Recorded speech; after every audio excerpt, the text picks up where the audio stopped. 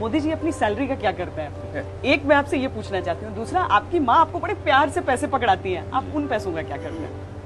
एक तो मेरी माँ ने मुझे जो हमेशा क्या देती है, ज़्यादा से ज़्यादा शायद एक बार 11 रुपया दिया था, ज़्यादा से ज़्यादा। तो नारियल और मिश्री मिली थी ज़्यादा।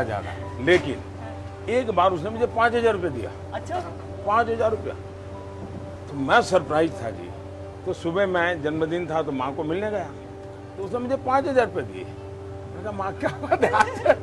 तो बोले ये कश्मीर, उस समय कश्मीर में बाढ़ आई थी। अच्छा। तो माँ ने कहा कि उनको दे देना।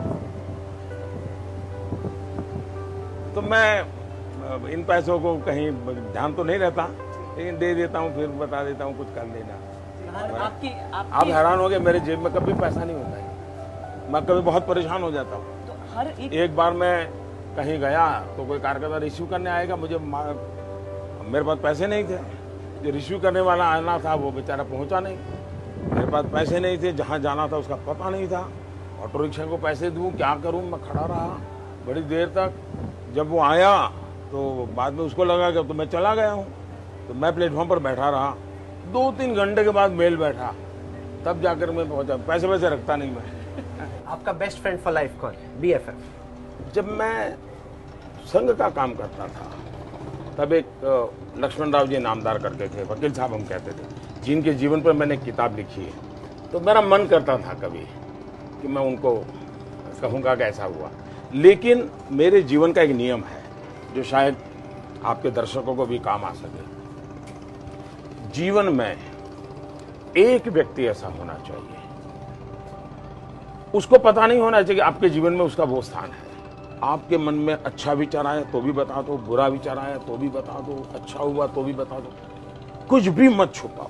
एक व्यक्ति जीवन में होना चाहिए। अभी भी है क्या आपकी? है, मैं नाम नहीं बताऊं। अभी भी है? अभी भी है, लेकिन उनको पता चल जाएगा। नाम नहीं देखिए ऐसी क्योंकि उत्सुकता उसको क्योंकि मैं बताता हूँ उससे क्या होता है, फिर वो कॉन्शियस हो जाता है। फिर वो अपनी बातों को, अभी तो क्या मैं बताता हूँ तो कोई बताने के लिए नहीं जाता हूँ, बातों में ऐसे कह देता हूँ ऐसा हुआ है। अब गेसिंग गेम बड़ी जबरदस्त देश भर में शुरू हो जाएगी कि कौन है वो। तो हर एक के जीवन में होना चाहिए, मैं कहूंगा। और आप देखिए, वो व्यक्ति जरूर नहीं कि वो बड़ा हो, पढ़ा लिखा हो, कोई जरूर नहीं है। कभी आपको ऐसी चीज बता देगा जो कभी शायद बहुत बड़ा पंडित भी नहीं बता देगा, जो आपकी जिंदगी का रास्ता बना देगा। वकील साहब का नाम भी मैं इसलिए बताता हूँ कि अब वो जीवित नहीं रहे हैं। अच्छा, देखिए घाट की तरफ जा रहे हैं, आपको कभी मिस करते हैं आपकी अकेले घूम सके, ऐसे चाय की दुकान पर रुक जाए? मुझे प्रकृति बहुत पसंद है। मेरा जीवन जो बना है वो पहाड़ों में बना है, नदियों के बीच बना है, और मैं आज भी उस जिंदगी को जीना पसंद करता हूँ, लेकिन संभव नहीं रहा है। और मेरे पास त्याग करने के लिए कुछ है ही नहीं, तो यही है मेरी अपनी इच्छाएं, उसी को मैं त्याग कर दिया। घर पर भी खुद से चाय बना पाते हैं अपने? अभी भी मैं खाना पका सकता हूँ जी। अच्छा, हाँ। आपकी फेवरेट डिश क्या है? बढ़िया क्या बनाते हैं? बढ़िया जैसे ऐसा है। देखिए, मैं जिंदगी ऐसे, मैं भैया लोग सुन करके हैरान हो जाएंगे जी, क्योंकि कभी इस प्रकार की बातें आई नहीं है। मैं 35 साल तक भिक्षा मांग करके खाया हूँ। अब किसी के गले नहीं उतरेगा लोगों के घर में, इसलिए खाने का कोई बचा जो।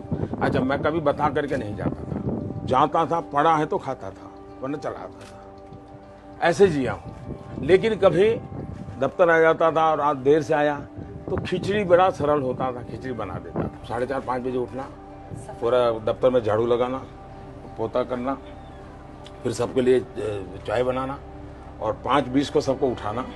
फिर हमारे यहाँ एक RSS में प्रातः स्मरण होता है, तो प्रातः स्मरण होता था, सभी महापुरुषों का स्मरण करते हैं।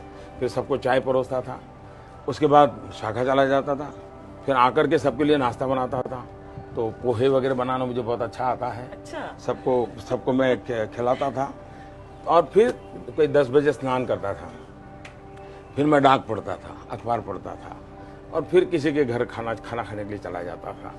तो ये मेरी जिंदगी रही थी। ये ऐसी जिंदगी मैंने कोई 2-2.5 साल बिताई थी।